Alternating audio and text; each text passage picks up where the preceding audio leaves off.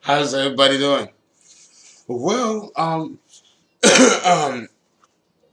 today I'm going to actually do an impasse and take a pause to discuss a couple of things that I didn't discuss at the beginning, and I should have done it at the beginning, and I didn't do it at the beginning of me being hired by YouTube and be contracted to do what I'm doing.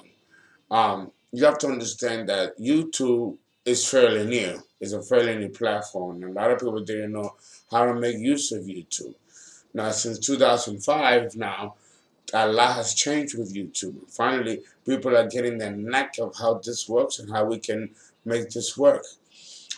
So when I was approached to create a series, they didn't have a template for me to follow. And I didn't know of one because I never did videos before. I know I've never done videos before. So I mean on YouTube, no. So I didn't know. So I tried everything I could to um, make it interesting. I used to follow the model of the newscasters and see if I could emulate them and see if that would be more in keeping of keeping things professional and serious. But now that it has really hit it off, I mean, it took me a while to get this up and running. And thank you for your subscription. That has truly helped cement me as a force to reckon with in the field of astrology on YouTube. That would not have happened without you. So this is a toast to you because without you, I will not be in the air.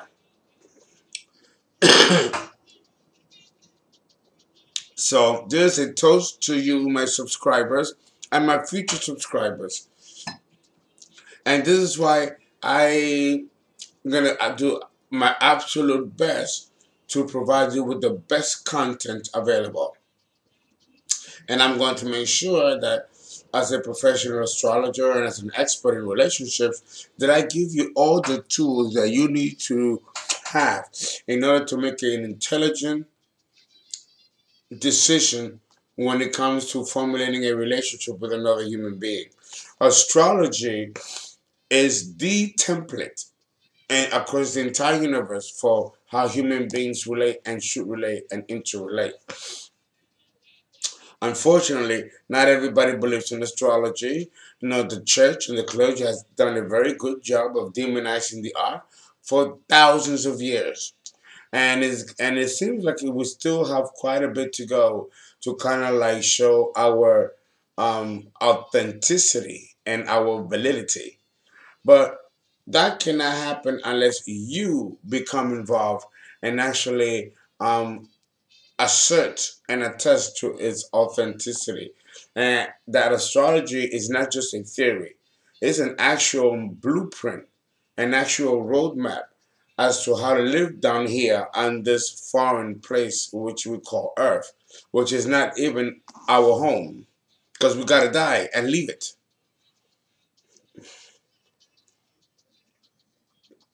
So let us minimize our karma while we're here. The less we know and the more ignorant we are, the more we're inclined to make mistakes and incur karma. So, as an astrologer, yes, my job is to help enlighten any individual that calls me for a consultation. That's my job, to service the individual. But my job is twofold. My other job is to raise the consciousness of the collective, to educate humanity in its own potential and how to arrive at that potential through certain tools. Astrology is a tool, but it's not the only tool. There are other tools out there, and all of them put together, you have a fighting chance of really getting this right the first time.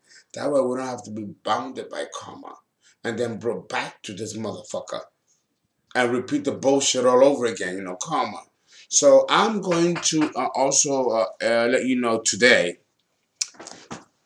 before I'm done for the night, what other other things that you need to know concerning relationships. Yeah, I'm giving you the template, which is of the heavens. But sociologists, psychologists, and to a certain degree, psychiatrists, and all those others in between, social workers, psychotherapists, hypnotherapists, whatever you want to call them, all of them have a part to say. All of them have an aspect of the puzzle to contribute into how a relationship should be a healthy relationship. A life coach also has valuable insight. Okay. And this, so I want you to buy a book. Well, if you're really serious about astrology, because this book is for astrologers. It's not for students. It's not for students of astrology. It's for actual working astrologers. But, students of astrology, of course, buy them and use them because eventually they're going to have to learn how to use the bitch. They're going to have to learn how to apply the principles that we learn academically through books and the actual lives and practices of clients that we meet and that we consult and deal with. You cannot come to a client on theories based on a book. Okay? You can have the theory and put it in your back burner, but you put the book down and then you observe the human being that's in front of you and see if what they're going through parallels what you know in theory. And if it doesn't, you need to be ready to put it down and put it away and forget about it. And that person now becomes a whole new subject of study in and of itself. And you're on the front line of really understanding the story head on and then being entrusted, privileged to being given the trust to be able to help that individual with whatever problem they're presenting to you. Okay? Know that this is an honor when someone calls you or comes to you for help and assistance. So with that, I feel I have a responsibility to always stay afloat and stay on top of my A game. Okay? So I'm going to let you know, besides this tool of astrology, that can be very helpful, and I'm very thankful that it has become very helpful to a lot of people to understand relationships better. So I'm going to present you with a couple of other things like scaffoldings of different types of relationships. So like that, not only do you know about the sun sign and the compatibility of your sign, but you know other stuff that you can add to it. And that adds to your education about how to perceive and identify and even classify another human being. Okay, we got 5 relationship types. You have the codependent relationship. You have the counselee relationship. You have the student-teacher relationship. And you have the self-sufficient relationship type. You could be a Virgo Scorpio, but are you a Virgo Scorpio that fits in the codependent one? Or are you a Virgo Scorpio that fits in the self-sufficient type? Or the student-teacher type? What type of relationship dynamic are you involved in, regardless of the sign that you're in, compatible or incompatible? Because that also will set the tone as to how the relationship will unfold, unravel. Are you attracted sexually to this person? Is that what brought you in? There's nothing wrong with that. But then, what becomes the dynamic of the relationship after the glitter wears off? And that's and then when the glitter wears off, I'm telling you something here. When the glitter wears off, that's when you need to find out which relationship type you fall under. Because the reality of any relationship, of any situation in a relationship, will always be colored by the romantic and honeymoon phase. You don't see the real person. You see the image and the attraction and the allure and the euphoria of meeting this person and being into the person. But the reality of the nitty-gritty about who this person really is and his shadow and all of that stuff is going to be something that's going to hit you like a freight train. You can't stop it. It happens to all of us, including me. So then when you see the freight train coming, you jump to the side. And as the freight train passes by you, you look at it. You observe it. Let it sink in. That freight train represents one of these relationship types. The codependent, the counselor-counselee, the student-teacher, the sadomasochistic, or the self-sufficient. The codependent relationship type, which is number one, deals with two people who are either unevolved, each of them are unevolved, each of them don't know who they are, and each of them don't know why they're here. They find each other and they share their resources together so that they can survive together. It doesn't mean that they love each other. It doesn't even mean that they care for each other. It could be a marriage of convenience, a marriage of survival. That's the codependency. The woman that gets beaten by her husband and is afraid to leave him because she can't exist without him. So she stays in this abusive relationship. That's a codependent relationship. If the person has more money than you do and they can provide a better lifestyle than you can for yourself, if you lose your little bit of income that you got, you're not going to be able to sustain an apartment living with these high prices in New York City or any major metropolitan city, especially if you're younger. So then you have to be with the person with the more money or the more income as a means of survival. That doesn't mean that the person loves you, that you love that person, or that you even feel or even like them. And all these realizations come into play once the glitter wears off. That's when you have to ask yourself, which relationship type are you in?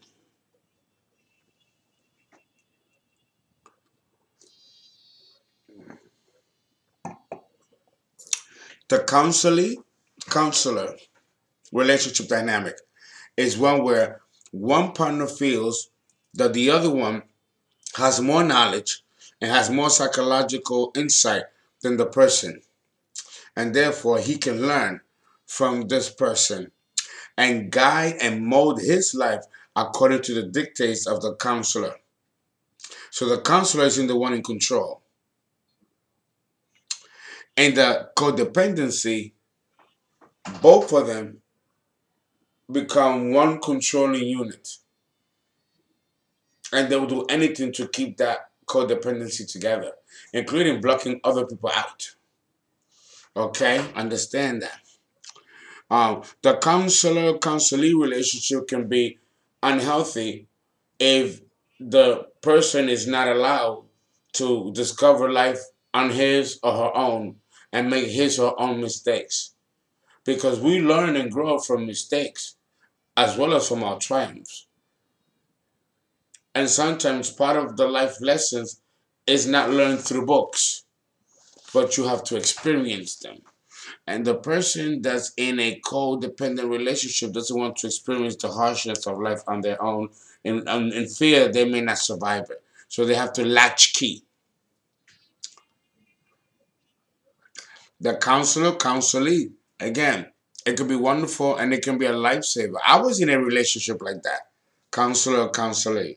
But the person I was with was in their early 50s, and I was like 22, 23. And by the time I reached my 30s and I reached prime, I was able to make my own decisions for myself. It luckily didn't turn pathological. But with someone that's less sure of themselves and less developed, may not have allowed their ego to develop naturally if the ego of the person is being replaced by the ego of the counselor who seems to be dominating the intellectual development of the person who supposedly doesn't know anything. All right? Yeah, we have to call it like it is and as it is. Now, the other relationship dynamic is the student teacher. The student teacher relationship, what brought them together wasn't physical attraction. Physical attraction may be secondary. It's the seduction and the art of seduction of the mind. So a student is enraptured by the mental fascination of the teacher. Kind of like a patient falling in love with their therapist, confusing the transference or the transference, counter-transference, that stuff, you know. And is this can be a codependent relationship at the same time. They all can enmesh each other and overlap with each other. But usually the counselor-teacher relationship, the people involved are usually quite young. The teacher, of course, is much older than the student. This allure can wear off once the student has obtained sufficient knowledge that they've obtained. And now the glitter wears off, and then she will go on or he will go on and find infatuation with another teacher that has other sources of knowledge to embark. So this person can be a mental whore where they get a kick and they get off of learning from their teachers and it becomes sexualized. And they jump from one teacher to another. And this is the relationship dynamic, you know. And it can take many other forms too. But the initial attraction will be the mind. With the codependency, the initial attraction will be survival, the income. With the counselor, the counselee is gonna see the counselor as a rescuer, someone who's throwing the life raft. And then the other two, which is the sadomasochist, and I've been involved in that kind of relationship as well, is the most darkest, the most pathological. Here is where you have your sociopaths, your psychopaths, your narcissists, and those who are borderline, those who have had tremendous traumas, either sexual trauma or physical trauma, and they've developed a pathological approach to intimate and interpersonal relationships, where the person attracts an abuser, and an abuser is looking for someone who wants to play the victim. A sadist always seeks a masochist, and a masochist always seeks a sadist. Now, the question that you got to ask yourself in such a relationship of this toxicity: who's in control? Who's the boss? The codependency, they're both the boss. And the counselee, the boss is the counselor. The student teacher, the teacher is the counselor. Who's the boss in the sadomasochist? The sadist is the one that inflicts pain, and the masochist is the one that takes pain. Who is in control in a relationship like that? This is a clinical question. So if you don't know it, I understand, because this is a clinical question. A psychotherapist would know. A psychologist would know. The average person wouldn't know. But in this situation, it will be the masochist. The masochist, the one that takes the pain, will be the one in control. Yeah, believe it or not. This type of, but that's the most extreme, tying them up and beating them or shitting on them or pissing on them or mutilation to acts of cruelty in sex, including bloodletting, all that falls under whooping someone or flogging someone as a form of orgasm or choking someone to the near of bringing them to almost death and then orgasm like that. Real freaky shit like that. That falls in this category of relationship. It is the most darkest and most pathological of relationship dynamics.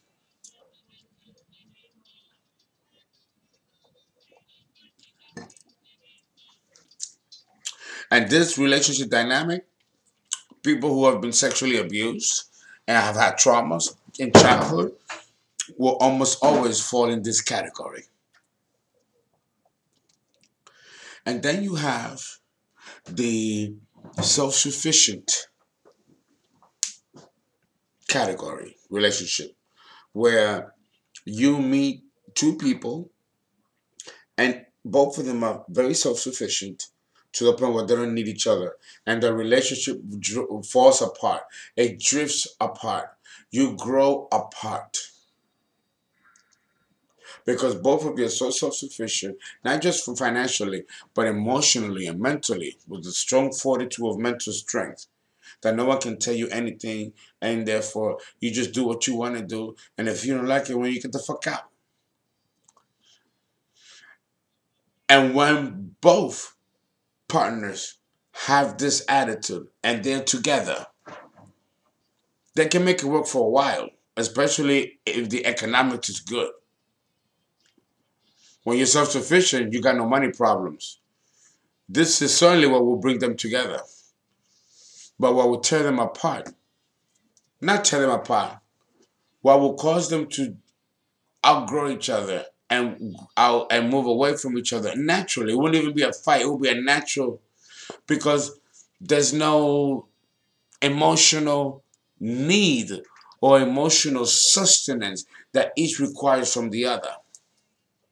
If the woman wants her man and he's out of town, for, let's say for example, she's got a dildo and she takes care of business. Him, he might go out and fool around. But it's okay. They have an agreement, thinking that this will be ideal and that this will work. The deception between this self-sufficiency category is that emotionally you don't grow, you stagnate. So then what happens? You grow apart. That's what's wrong with the fifth combination. Yeah. Aside from these relationship types, then you have what we call different spiritual soul types. Because what I just described is based on ego and personality, survival, what we're on this plane. But now I'm going to discuss with you the same categories, but in the soul level. The first category is karma mates. The second category is soulmates, with a subcategory of same souls. And then you have the third category, which is twin souls. And then you have the fourth category, which is souls from different evolutionary states. Now, add that with the 5 I just mentioned, plus the knowledge of astrology and compatibility and incompatibility of sign. You should know your partner inside and out. That's what my accomplishment here in doing these videos. I want to get you at least 50% out the door. And then you do your own research and then you put the other 50%. That way, when you enter a relationship with someone, you're not bamboozled and you're not caught by surprise. Especially in this day and age. No. It's not like when I was in my 20s where there was no information like this. You millennials, you have it good. Now you got people like me and other people, and there's a wonderful astrologist on the internet that do what I do, and I love to see that we're heading into the Aquarian age, much more educated, much more self-aware about who we are as humanity and where we want to go. And now we have more tools than we did when I was young, as far as spiritually trying to merge back to God and reaching God. And then hopefully not have to come back here. And wouldn't that be great? That would be great. So, I want you to, if you want to knock it, if you want to handle it, attack it, I suggest you get this book by Jeffrey Wolf Green, plural. It's volume 1 and volume 2. And I studied under Jeffrey Green. And many of us did back in the younger days. So please understand that it takes more than just knowing about astrology and compatibility and incompatibility of signs. What kind of soul are you? Are you a new soul? Are you an old soul? Have you been around the block or is this your first time? So if you want a birth chart reading, call me. That concludes this announcement.